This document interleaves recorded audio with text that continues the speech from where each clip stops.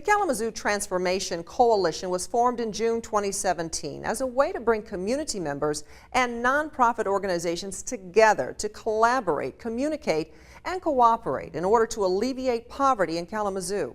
We sit down with Nicholas Baxter to learn more about this unique idea. This Kalamazoo Transformation Coalition, that's a mouthful. It is. Congratulations. What a cool concept. What is that concept? So the idea is to foster collaboration, communication, and cooperation amongst nonprofit organizations in Kalamazoo. So we currently house a few nonprofit organizations that use the space as office space and also meeting space. So it's a huge building. But another kind of end of this entire coalition is to be able to foster this communication between all of the various, I think there's just 800 nonprofit organizations and churches in Kalamazoo. Will the concept of art be an underlying theme? Absolutely, absolutely. I am an artist, so I'm a musician and a poet, and also with visual photography. So I see this space being for events. We have concerts going on which are benefit concerts for refugee orchestras. We have the ability to host musicians. We have the ability to have poetry readings, and it's such an old, historic place. And if we go into the sanctuary, just the resonance of it, the spirit of the place is just amazing. And I think that in itself it's really representative of the idea of this communication between nonprofit organizations, telling stories and allowing people to learn from those stories. And I also think it provides space for citizens of Kalamazoo to really tell their individual stories too.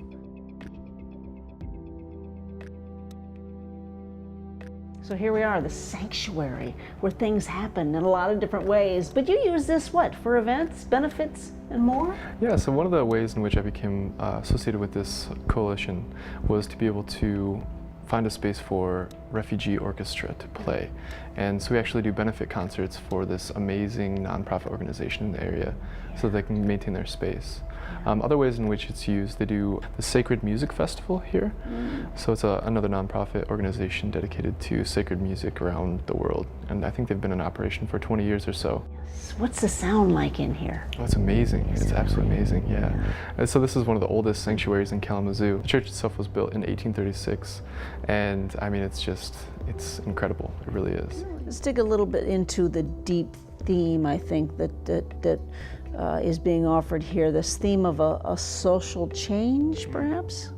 Yeah, we see a lot of needs in the community. We really do. And as deep as poverty runs, there are many different facets of governmental aid or community aid that allow people kind of resources to overcome poverty, but it still exists. It still persists. And we're just trying to create a space in which people can communicate about those issues and be able to really, really activate all of the resources that are available, and in a huge fashion, like not just being individual entities doing many different things, but being one entity moving towards one focus point. Well, here we are in the Clo Room. What happens in the Clo Room? Another stage for us. Yes, we actually have a lot of theater organizations in the area that can actually use this stage for theater performances. The ballet organization upstairs has used it for performances. We have community dinners here, so we have a gigantic vegan feast that takes place once a month. And it's also used as a food pantry for Kalamazoo Loaves and Fishes. So they assemble a huge kind of like shopping section right over here so that they can give food to community members. Yeah. What's it feel like? It's amazing. It's amazing. This is actually where it all started too. So this is where the first meeting to kind of brainstorm what we wanted to go into this space came. And when you have good people collected in the area, especially if there's good food for like the vegan feast or something, it's just a really great experience. How did this come into your life as far as seeing this vision, chasing this dream? It all has to do through music. Like I began my arts career at the age of 12 playing drums, and when I am from Jackson, Michigan, I came to Kalamazoo to study. And it was like as soon as I landed in this city, it was like, people speaking different languages on campus, people playing music and being accepted, venues for musicians, So, and through that, and through my activity as an artist, I met all of these people who are also artists, but they also wear this other hat of community activist.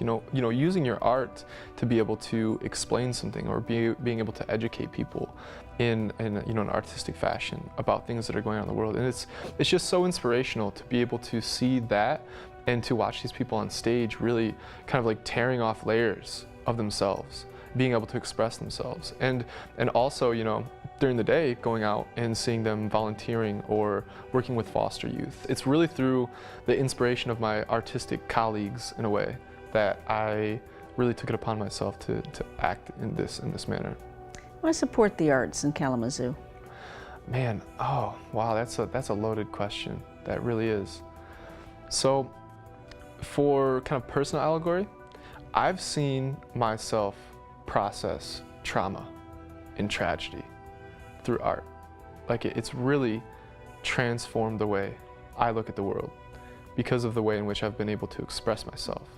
And I think that's why you need to support the arts, because it's invigorating, it's rejuvenating. Like there's just a quality about art, whether it be music or poetry or visual arts, that is relatable with human beings. Like I think we all communicate in such various ways, but when you look at a piece of art or you listen to a piece of art, it's like you're really connected. And I think that in itself, if it's supported, if it's nourished, like it's incredibly powerful.